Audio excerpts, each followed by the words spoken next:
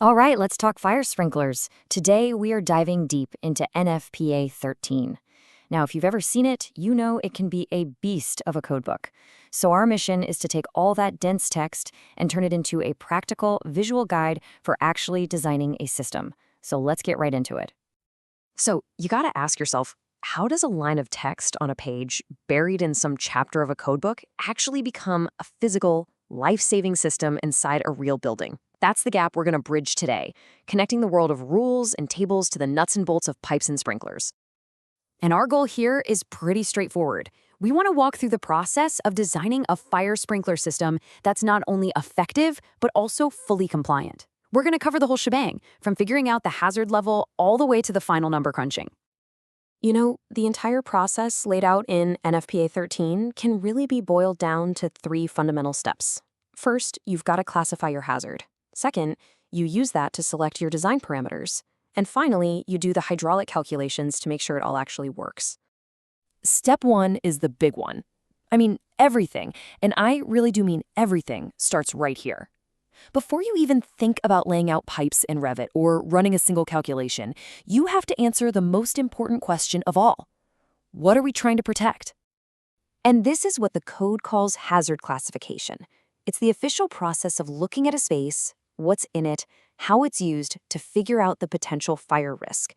Think of this classification as the absolute bedrock of your entire system design. Get this wrong, and nothing else matters.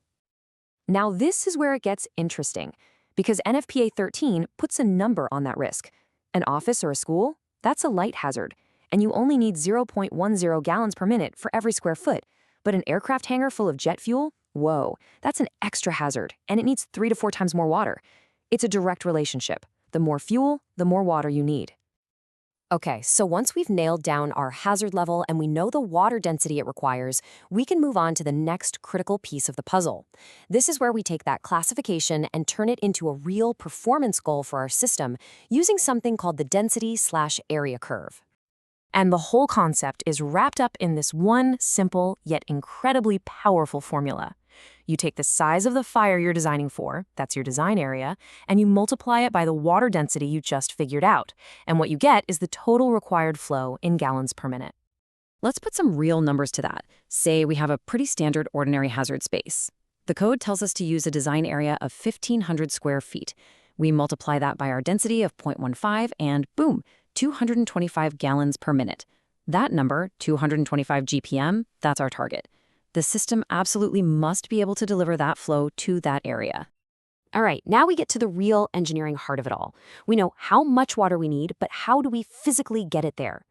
This step is all about the physics of moving water through pipes, fighting against friction to deliver that required flow to the sprinkler that's hardest to reach. And the tool for the job is the classic Hazen-Williams formula. Let's just quickly break down what we're looking at. We've got L for how long the pipe is, Q for the water flow, C, which is a number that tells us how rough the inside of the pipe is, and D for the pipe's diameter. Simple, right? Each one is a real-world piece of our system. And here it is in all its glory. Now, I know it looks a little intimidating, but its job is actually pretty simple. It calculates HF, which is just friction loss.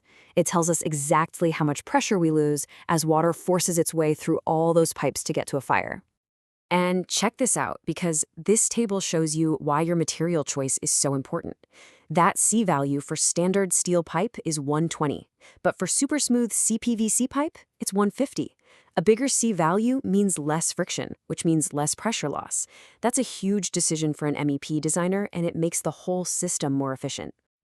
So what's the point of all this math? It all boils down to proving one critical thing. We have to be able to show that the one sprinkler head that's the furthest away, the absolute hardest to get water to, still gets enough pressure, usually between 7 and 12 psi, to open up and do its job properly. All right, enough with the theory. Let's put this all together and see how it works in a real-world example. We're going to run the numbers for a sample project right now. First up, our design area. We're sticking with 1,500 square feet. Next, our required density for this ordinary hazard space, 0.15 GPM per square foot. And now a new player enters the game, the K factor. This is just a constant that the manufacturer gives us for the specific sprinkler head we're using. A super common one is 5.6. Now, we use this little formula to figure out the pressure we need right at the sprinkler head itself. It's just the flow divided by that K factor, and then you square the result. So let's plug in our numbers.